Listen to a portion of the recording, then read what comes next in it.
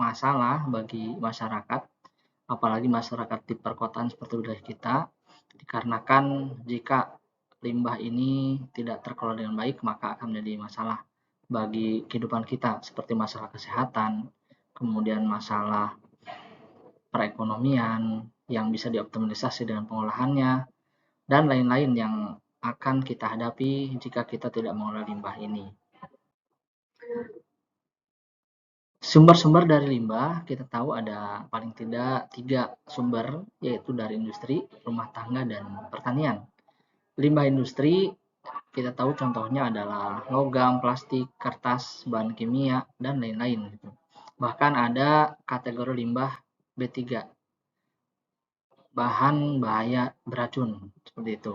Kemudian juga dari limbah rumah tangga, seperti kita tahu ada jenis limbah organik dan anorganik. Organik ini berasal dari bahan alam, seperti kalau ibu rumah tangga sisa-sisa masak atau sisa-sisa makanan, ini dapat dimasukkan sebagai limbah organik. Nah, kemudian limbah anorganik seperti plastik bekas deterjen, kemudian plastik bekas minyak goreng, dan lain-lain. Kemudian juga ada bersumber dari pertanian. Nah, apalagi kita di sekolah pertanian, banyak sekali hasil-hasil pertanian yang menghasilkan limbah, yang jika dikelola dengan baik, sebenarnya akan menghasilkan outcome atau menghasilkan keuntungan yang lain, seperti itu. Nah, adapun kategori atau jenis limbah berdasarkan dari sumbernya, ini dapat kita bagi terdiri dari limbah organik, yaitu limbah yang dibuat dari bahan-bahan organik seperti sisa makanan, dedaunan, dan lain-lain. Ada juga limbah radioaktif, bahan bahaya beracun ya, yang mengandung radiasi sangat berbahaya bagi manusia dan lingkungan. Dan juga ada limbah elektronik, ya, ini bekas-bekas handphone yang sudah tidak update lagi, komputer, dan lain-lain. Kemudian bagaimana cara mengelola atau mengolah limbah? Ya, berdasarkan kalau tadi sumbernya, sekarang berdasarkan zatnya. Berdasarkan zatnya kita tahu ada 3 jenis paling tidak, padat, cair, dan gas ya. Kemudian kalau padat ini bisa diolah dengan cara didaur ulang atau dikompos gitu ya. Kemudian yang cair bisa kita gunakan filter, pengendapan, lumpur aktif, dan lain-lain. Kemudian yang berupa gas itu dapat dilakukan dengan cara atau metode adsorpsi, oksidasi, dan disimpan di bawah tanah, yang kemudian dikelola menjadi biogas.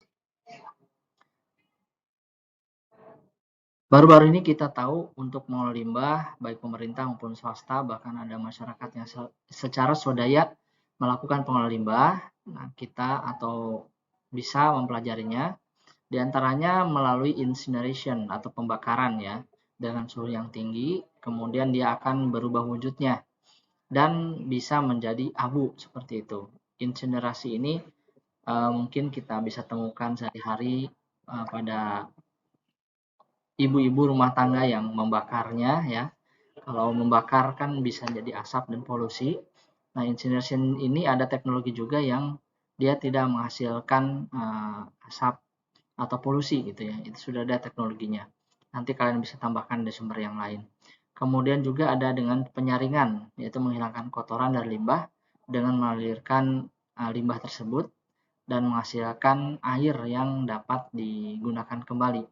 Ada juga namanya bioremediasi, yaitu mempercepat degradasi limbah atau penguraian limbah dengan menggunakan bakteri atau spesies mikroba yang lain, seperti itu. Nah, kenapa kita harus mengolah limbah secara efektif? Nah, ini diharapkan agar kita dapat menjaga kesehatan dari hasil-hasil limbah yang menghasilkan atau menimbulkan penyakit, ya, racun, dan lain-lain. Kemudian yang kedua, meningkatkan kualitas lingkungan, kualitas air, tanah, udara, dan ini mengurangi efek rumah kaca, ya, atau pemanasan global. Dan nanti akibat dari pemanasan global adanya perubahan iklim dan lain-lain. Kemudian ada juga nilai plus dari adanya tambahan ekonomis. Dengan adanya pengolahan limbah, kemudian limbah ini bisa dimanfaatkan kembali dan menghasilkan uang, sehingga ini dapat berdampak secara ekonomi. Dengan begitu, kita akan dapat menjaga ekosistem. Ekosistem ini kita tahu adalah interaksi antara makhluk hidup dan lingkungannya, dan ini harus dalam kondisi seimbang, supaya alam ini akan lestari, dan termasuk kita yang ada di dalamnya. Dengan kita mengelola limbah, maka akan mengurangi pencemaran, kemudian menghemat bahan bakar fosil, dan dengan begitu kehidupan di bumi ini akan dapat terus berlanjut secara seimbang. Kemudian mengurangi mata pencaharian manusia, artinya dengan mengelola limbah itu bisa memberikan mata pencaharian baru dan memberikan kesempatan bagi masyarakat yang memang punya passion atau punya waktu luang mengelola limbah dan kemudian akan menjadi nilai ekonomis. Dan dengan begitu limbah-limbah yang berbahaya ya, yang beracun itu dapat dikendalikan dan tidak tersebar ke alam. Kita tahu seperti nuklir ya, pencemarannya itu luar biasa, seperti kasus di Chernobyl, bahkan di kita pun kita tahu di Kalimantan banyak terjadi polusi di pantai-pantai sehingga kita sulit menemukan pantai yang bagus, yang bersih diakibatkan limbah-limbah industri